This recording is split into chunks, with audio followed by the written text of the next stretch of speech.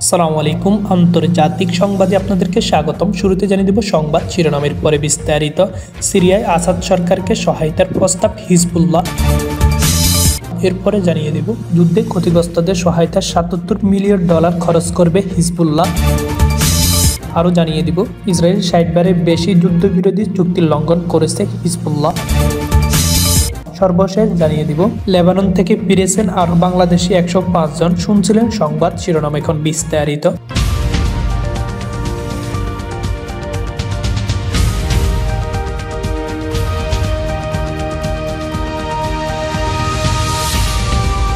স্থানীয় সময় বৃহস্পতিবার ৫ ডিসেম্বর নাইম কাসেম বলেন, সিরিয়া বিশৃঙ্খলা বপনের চেষ্টাকারী সন্ত্রাসী গোষ্ঠীগুলো অগ্রসরের মধ্যে লেবাননের সরকার হিজবুল্লাহ তাদের পাশে থাকবে। সিরিয়ার কৌশলগত হামা দখল করা কয়েক ঘন্টার পর হিজবুল্লাহ নেতাও মন্তব্য করেন, বিশৃঙ্খলা সৃষ্টিকারীদের পিছনে যুক্তরাষ্ট্র ও ইসরায়েলের পৃষ্ঠপোষকতা রয়েছে উল্লেখ করে তিনি বলেন, বিগত দিনগুলিতে তারা যা করছে তাদের লক্ষ্য অর্জন করতে সক্ষম হবে না। হিজবুল্লাহ হিসাবে আমরা যতটা সম্ভাবনা নতুন অগ্রসরের লক্ষ্য ব্যর্থ করতে সিরিয়ার পাশে থাকব। ২০১১ সালে সিরিয়া একটি দীর্ঘস্থায়ী গৃহযুদ্ধের মধ্যে নিমজ্জিত হয়েছিল, যখন বিভিন্ন সরকারি বিরোধী গোষ্ঠী রাষ্ট্রপতি বাশার আসাদের সরকারকে উৎখাত করার চেষ্টা করেছিল। জিহাদি গোষ্ঠীগুলো বিদেশ থেকে সামরিক সহায়তার সঙ্গে বিদেশি যোদ্ধারাও এতে যুক্ত হয়ে পড়ে। হিজবুল্লাহ কিভাবে সিরিয়ার প্রেসিডেন্ট বাশার আল আসাদকে সমর্থন দিবে সেই বিষয়ে বিস্তারিত কিছু না জানালেও ইরান সমর্থিত গোষ্ঠী যা করতে পারে তা করবে বলে জানিয়েছে। ইসরায়েলের সঙ্গে যুদ্ধ লেবাননের ক্ষতিগ্রস্ত পরিবারগুলোকে $৫ কোটি বেশি দেওয়ার ঘোষণা দিয়েছে লেবাননের সশস্ত্র সংগঠন হিজবুল্লাহ। বৃহস্পতিবার ৫ ডিসেম্বর সংগঠনটির প্রধান নাইম কাসেম এই ঘোষণা দেন বলে রয়টার্সের প্রতিবেদনে বলা হয়েছে। দীর্ঘ ১৪ মাসের যুদ্ধ শেষে গত মাসে ইসরায়েল ও হিজবুল্লাহর মধ্যে যুদ্ধবিরোধী চুক্তি বাস্তবায়িত হয়। ইসরায়েলি হামলা বরুতের দক্ষিণ অঞ্চলীয় উপশহর এবং দক্ষিণ ও পূর্ব লেবানন সবচেয়ে বেশি ক্ষতিগ্রস্ত হয়েছে। রেকর্ড করা এক বক্তব্যে নাইম কাসেম বলেন, প্রত্যেক ব্যক্তিকে $৩ থেকে $৪০০ করে দেওয়া হবে। ২,৩৩,৫০০ পরিবারকে মোট $৭৭ মিলিয়ন দেওয়া হবে। তিনি বলেন, ইসরায়েলের সঙ্গে যুদ্ধ যাদের বাড়িঘর ধ্বংস হয়েছে তাদের $৮,০০০ করে দেওয়া হবে।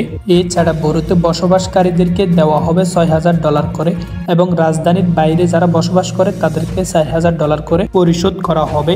বাড়িঘরে ফিরে না যাওয়া পর্যন্ত এই অর্থ সহযোগিতা প্রদান করা হবে বলে জানান হিজবুল্লাহর প্রধান। এই অর্থের মূল্য যোগদাতা ইরান।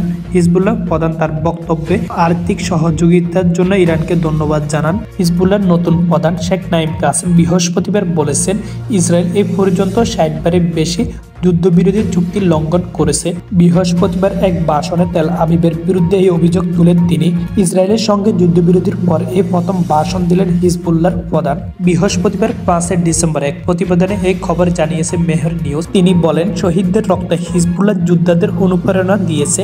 এছাড়া হিজবুল্লাহর নেতা লেবানন প্রতিরোধ বাস্তব তাদের উদার সমর্থন দেওয়ার জন্য ইরানকে ধন্যবাদ জানান। ফিলিস্তিনের গাজা উপত্যকা ইসরায়েলের আগ্রাসনকে কেন্দ্র করে ১ বছরের বেশি সময় ধরে লেবাননে হিজবুল্লাহর সঙ্গে সংঘাতে জড়ায় ইসরায়েলি সামরিক বাহিনী আইডিএফ। বিচ্ছিন্ন এইসব সংঘাত এক পর্যায়ে যুদ্ধে রূপ নেয়। পরে যুক্তরাষ্ট্র এবং ফ্রান্সের মধ্যস্থান গত ২৭ নভেম্বর যুদ্ধবিরোধী সমর্থন হয় উভয় পক্ষ। যদিও চুক্তির ঘোষণার সময় নেতানিয়াহু বলেছিলেন, হিজবুল্লাহ চুক্তি শর্ত লঙ্ঘন করলে পাল্টা হামলা চালাতে দ্বিধা করবে না ইসরায়েল। এরপর গত সোমবার সন্ধ্যায় দক্ষিণ অঞ্চলের ২ গ্রামে ইসরায়েলি হামলা অন্তত ১১ জন নিহত খবর পাওয়া যায়। ইসরায়েলি প্রতিরক্ষা বাহিনী আইডিএফ এর দাবি, চুক্তি লঙ্ঘন করে ইসরায়েলের সেনারা লক্ষ্য করে হামলা চালিয়েছে হিজবুল্লাহ। এর জবাবে তারা পাল্টা হামলা চালিয়েছে। তবে আইডিএফের এমন অভিযোগ প্রত্যাখ্যান করে হিজবুল্লাহ। চুক্তি অনুযায়ী লেবাননের সামরিক ও বেসামরিক বা অন্যান্য রাষ্ট্র লক্ষ্যবস্তুর বিরুদ্ধে ইসরায়েলে কোনো সামরিক অভিযান চালাবে না। এর বিপরীতে হিজবুল্লাহ ইসরায়েলে কোনো হামলা চালাবে না। লেবাননের অন্য কোনো সশস্ত্র গোষ্ঠীও যদি ইসরায়েলের হামলা চালাতে চায় সেখানেও প্রতিবন্ধকতা তৈরি করবে হিজবুল্লাহ। ইসরায়েলের দাবি তারা আন্তর্জাতিক আইনের প্রতি শ্রদ্ধাশীল। দেশটি আরও বলেছে, ২০২৩ সালের ৭ অক্টোবর গাজা উপত্যকা থেকে হামাসের সীমান্ত হামলার পর থেকে তাদের নিজেদের সুরক্ষার নিশ্চিত ব্যবস্থা নেওয়ার অধিকার আছে। প্রতিবেদনের বিষয়ে তাৎক্ষণিকভাবে ইসরায়েলি কর্মকর্তাদের প্রতিক্রিয়া জানাতে পারেনি রয়টার্স। ১৪ মাস আগে ইসরায়েলে হামলা চালায় ফিলিস্তিনের স্বাধীনতাকামী সশস্ত্র সংগঠন হামাস। ইসরায়েলের হিসাব অনুসারে এই হামলা ১,২০০ জন মানুষ নিহত হয়েছেন, ২৫০ জনকে জিম্মি করা হয়। হামলার জবাবে একই দিন থেকে গাজা উপত্যকা হামলা শুরু করে ইসরায়েল। গাজা শাসক মন্ত্রণালয়ের হিসাব অনুসারে ইসরায়েলি হামলার এখন পর্যন্ত ৪৪,৪০০ জনের বেশি মানুষ নিহত হয়েছেন, আহত হয়েছেন আরও অনেকে। ৫ ডিসেম্বর ২০২৪ সালে সিরিয়ার কেন্দ্রীয় শহর হামার চারপাশে বৃহস্পতিবার সরকারি বাহিনী এবং ইসলামপন্থী নেতৃত্বাধীন বিদ্রোহীদের মধ্যে তুমুল লড়াই চলছে। সরকারি সৈন্যরা অগ্রসরমান বিদ্রোহীদের ঠেকাতে চেষ্টা চালিয়ে যাচ্ছে। যুদ্ধ পর্যবেক্ষণকারী সংস্থা Syrian observatory for human rights এই কথা জানিয়েছে। পর্যবেক্ষণকারী সংস্থাটি জানায়, বিদ্রোহী যোদ্ধারা হামা শহরকে ৩ দিক থেকে ঘিরে রেখেছে। ব্রিটেন ভিত্তিক পর্যবেক্ষণকারী সংস্থাটি আরও জানায়, রাতে বিদ্রোহী এবং শাসক বাহিনীর মধ্যে বিশেষ করে হামলার ঠিক উত্তরে জাবাল জায়ন আল আবিদিন এলাকায় রক্তক্ষয়ী সংঘর্ষ হয়েছে।